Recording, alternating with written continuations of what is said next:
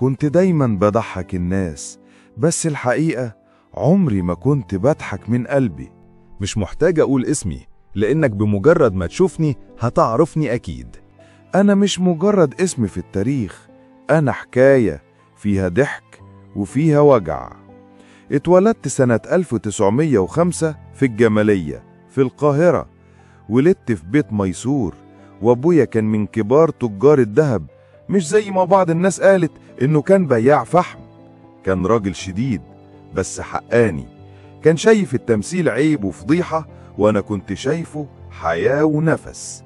دخلت مدرسة الفرير وتعلمت فرنساوي، وكنت بحب اقلد الناس واهزر وضحك اصحابي، بس قلبي كان شايف الفن طريق.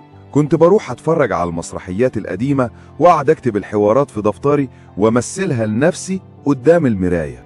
ابويا لما عرف اني بحلم ابقى ممثل قال لي لو مثلت هتحرمك من الميراث. وساعتها قلت له بكل بساطة انا اخترت طريقي، والضحكة اللي طالعة من قلب الناس اغلى من اي ذهب. بدأت التمثيل من تحت الصفر، اشتغلت في فرق صغيرة، ساعات ببلاش وساعات بأجر بسيط، بس كنت دايما بدي من قلبي. قابلت نجيب الريحاني، وده كان وش السعد. شافني وضحك وقال لي الولد ده عنده حاجة يخليه معانا. ومن اللحظة دي دخلت عالم المسرح بجد. اشتغلت معاه في كشكش بيه، وبعدها مسرحيات كتير. الناس حبتني وبدأت اخد ادوار اكبر، بس عمري ما كنت اناني. كنت دايما بسيب غيري يلمع، لاني مؤمن ان الضحك مش بطولة فردية، ده ملعب جماعي. لما دخلنا عالم السينما كنت مرعوب. الكاميرا ساعتها كانت جديدة عليا، وما كنتش بعرف ابص فيها من غير ما اضحك. بس مع الوقت خدت على الموضوع وبدأت اقدم ادوار اتكتبت في الذاكرة. فاكرين سي عمر وابن حميدو ولعبة الست وجملتي الشهيرة انت جيت يا صفايح اللبن؟ الجملة دي ما كانتش مكتوبة، طلعت كده في لحظة والناس حفظتها لحد النهاردة. بس ورا كل ضحكة كان في تنهيدة. كنت بعاني من ضعف نظر من وانا صغير، وكنت بخاف ان ده يوقف مستقبلي. وفي نص التمثيل الدنيا كلها ضلمت. كنت على المسرح وبقول دور عادي، فجأة مش شايف حاجة. قعدت ازعق النور النور، افتكروني بهزر، بس انا حرفيا فقدت بصري. الاطباء قالوا لي مفيش علاج، وانا اتحطمت.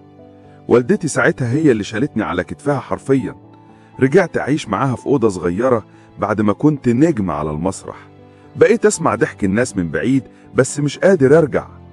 جربت اشتغل بعد كده شويه في الاذاعه، بس فقدت الامل. كل اللي حواليا اختفوا، واللي كنت بعتبرهم اخواتي ما عرفونيش. كنت متجوز واحدة اصغر مني ب20 سنة، حبيتها واديتها كل اللي املك، لكن طلعت مش قد الامانة. خانتني مع صاحبي وخلوني اوقع على ورق يتنازل عن كل فلوسي. طلعتني بره بيتي وسابتني اعمى مكسور ومعدم. ساعتها قلت لنفسي هو ده اخر المشوار يا اسري؟ ده انت كنت بتضحك ملايين ومتسواش عندهم جنيه، بس كنت راضي. عارف ليه؟ لان اللي بيعيش عمره كله يضحك الناس لازم يتقبل ان النهاية مش دايما هتكون فيها تصفيق. في يوم وانا قاعد على القهوة لقيت حد بيقول لي انت مش الاسري؟ ابتسمت وقلت له انا اللي كنت مش اللي بقيت. بس هو قال لي جملة ما نسيتهاش، ضحكتك كانت بتنسي همومي يا عبد الفتاح، ربنا يديك على قد نيتك. وساعتها عينيا دمعت، مش من الحزن، من الفخر.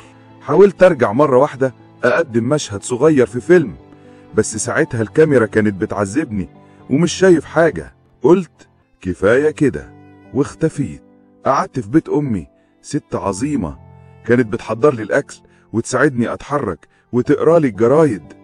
محدش زارني الا وفي يوم جالي واحد اسمه جلال شرقاوي، مخرج ومسرحي كبير، كان وقتها شاب. قال لي انا تعلمت الضحك من ملامحك يا اسري. ساعتها ابتسمت وحسيت اني لسه حي.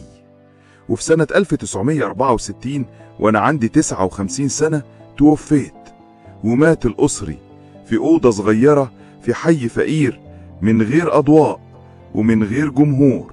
جنازتي كانت بسيطة، مفيش لا موكب ولا زفة، بس ربنا كان معايا، ده أهم من كل حاجة. أنا عبد الفتاح الأسري اللي عايش الناس على الضحك ومات في سكون. أنا مش زعلان، أنا سايب ورايا تراث، سايب ورايا جمل، سايب ورايا ضحك في قلوب ناس. ادعولي بالرحمة وقولوا لأولادكم إن الضحك كان يوم مهنة اسمها عبد الفتاح الأسري، وسيبكم من الهزار، الدنيا مش دايما بتضحك.